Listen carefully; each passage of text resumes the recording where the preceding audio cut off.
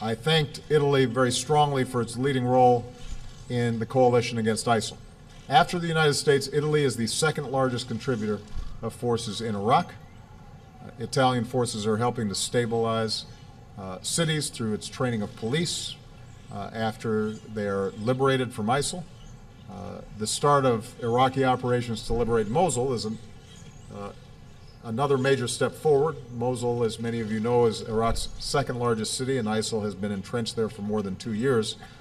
Perhaps 1 million civilians are still living there. And so in addition to rooting out ISIL, our focus jointly is on the safety and the humanitarian aid for civilians who are escaping the fight. That's going to be a top priority for both our governments. Mosul will be a difficult fight, and there will be advances and there will be setbacks, but I am confident that just as ISIL has been defeated in communities across Iraq, ISIL will be defeated in Mosul as well, and that will be another step towards their ultimate destruction. Meanwhile, Italy continues to be one of our strongest counterterrorism partners as we work together to prevent terrorist attacks in our countries. More broadly, we agreed to continue our strong support of the Libyan government of national accord, which, as we've seen in recent days, continues to face challenges to its authority. Italy provided critical diplomatic support to Libya's efforts to forge the government. Together, we intend to continue to support the government of national accord as it works to eject ISIL from Libya, provide stability and services throughout the country. And as ISIL tries to expand its presence in Afghanistan, Italy continues to play a vital role as we train and assist Afghan forces and support Afghan development. We discussed the continued need for strong, coordinated responses to the largest migrant and refugee crisis in Europe since World War II. As the leader of EU's naval operations in the Mediterranean, Italy and its partners have helped to save hundreds of thousands of lives. As NATO agreed in Warsaw, the alliance is moving ahead with plans to increase its support of these EU operations. And Matteo, I want to commend you and the Italian people. The leadership in Europe that you have shown as an eloquent voice for a collective, orderly, and humane response to this crisis is in keeping with our values and our shared commitment to human dignity. And finally, the past 2 weeks have been a powerful reminder that when our countries work together, we can leave the world a little bit better than we found it. Because the United States and Italy joined with other nations across the globe, we've brought the Paris Agreement on climate change into force.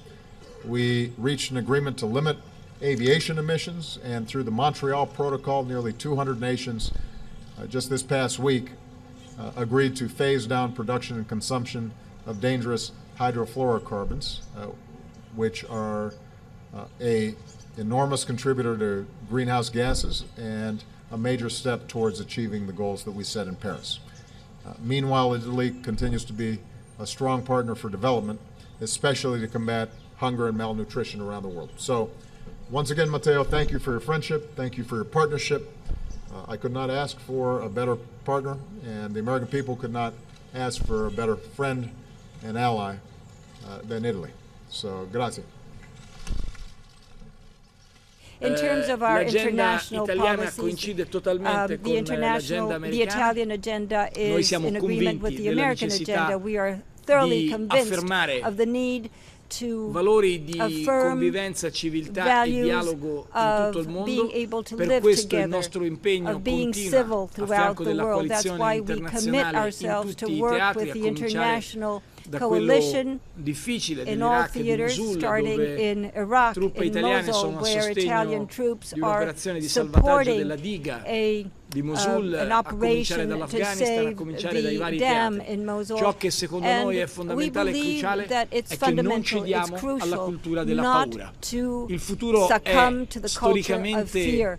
In the future, we cannot ma se c'è una grande eredità del sogno americano è che il futuro è un luogo meraviglioso dove andare, dove incamminarsi.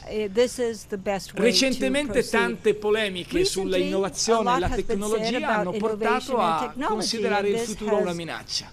Io sono certo che i valori degli Stati Uniti e dell'Italia, mai così forti come adesso, potranno aiutare in particolar modo le nuove generazioni a considerare il futuro non solo come una minaccia, ma anche come una grande opportunità. E per tutti questi motivi l'agenda che oggi gli Stati Uniti ci hanno presentato è un'agenda che condividiamo e sulla quale continueremo a lavorare insieme. Thank you so much, Mr. President. Thank you so much, Mr. President.